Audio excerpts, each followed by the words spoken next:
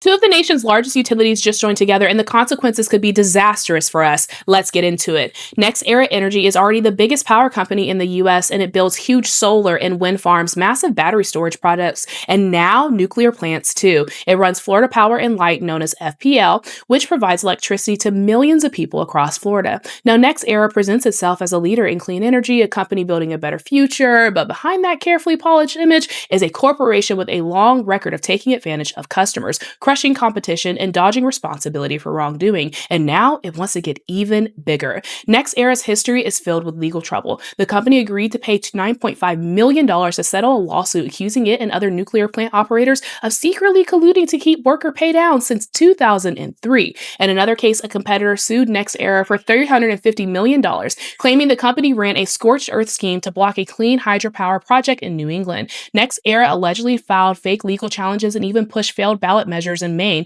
just to stop a rival from bringing cheaper power to customers. And perhaps most disturbing, a stockholder lawsuit revived by a federal appellate court laid out a pattern of corporate greed, bribery, off the books record keeping, surveilling journalists, creating ghost candidates, corrupting independent media outlets, and a failed acquisition. And that failed acquisition has a name: the Jacksonville Electric Authority, or JEA. In 2018, Next Era tried to take over JEA, a publicly owned electric utility in Jacksonville, Florida, and what followed was a scandal so severe that it led to a federal criminal trial. Now, it started when former Mayor Lenny Curry and other JEA executives spent years exploring a sale of JEA. And it's important to note, JEA is a publicly owned utility. It ain't private like FPL. Now, eventually, former JEA executives were charged with conspiracy and wire fraud for attempting to sell the utility for their own personal gain. Now, former Mayor Lenny Curry surprisingly escaped accountability. But anyway, Next Era was deeply involved in the attempted hostile takeover, and thankfully, the hostile takeover was blocked after public outrage and community organizing. Now, this scheme is just a small part of Next Era's playbook. They use money, political pressure, and backroom deals to swallow up public utilities and turn them into private for-profit centers.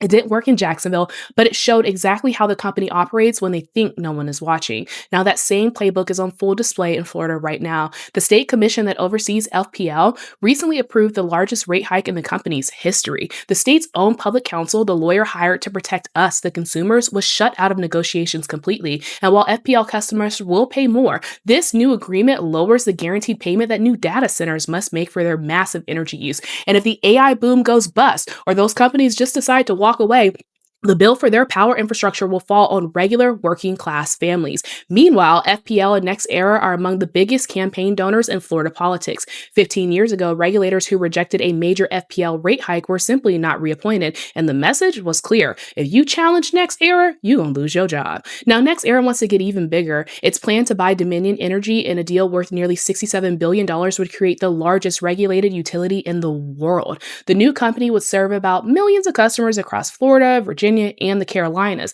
And the stated reason for the massive merger is the AI boom. Tech giants are building massive data centers that require massive amounts of electricity, and Next Era CEO says this is a challenge that the company is going to take up. But what does that scale mean for everyday people? It means a $420 billion company controlling your power supply across multiple states, dominating not just renewables and batteries, but also natural gas and nuclear. It means even more power over the regulators who are supposed to protect us, all while big tech companies like Google get sweetheart nuclear deals and AI data centers get special treatment, okay? While residential customers are left holding the bag for the infrastructure needed to support these massive billionaire pocket padding centers. Now, this merger is a power grab, plain and simple. A company that has a record of holding down wages, crushing its rivals, corrupting politics, and trying to steal a public utility now wants to control electricity needs for millions more people. Now, if it succeeds, the result won't be innovation or clean energy. It will be a company so large that no one can stop it.